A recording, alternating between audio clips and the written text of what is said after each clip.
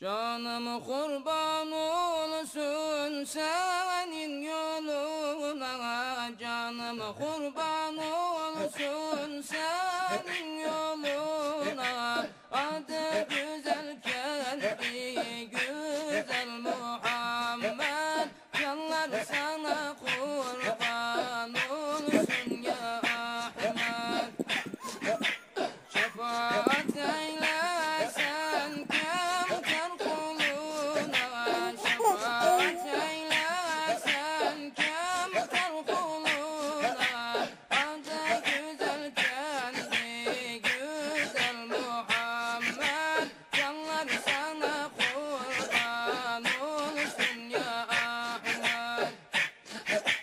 Mümin olanların çoktur cefası, ahirette olur zevk-ü sefası. 18 bin alemin Mustafa'sı, adı güzel kendi güzel Muhammed, canlar sana kurban olsun ya Ahmet.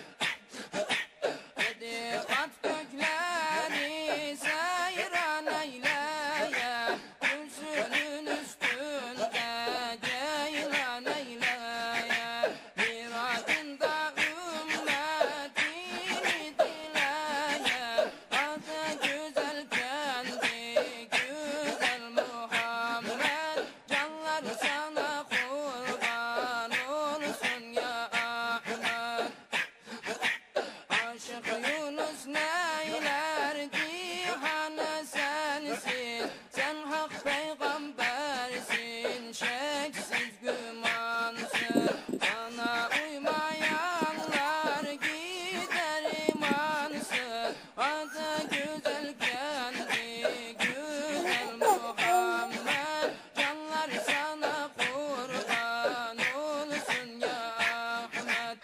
Adı güzel kendi güzel Muhammed, canlar sana kurban olsun ya Ahmet.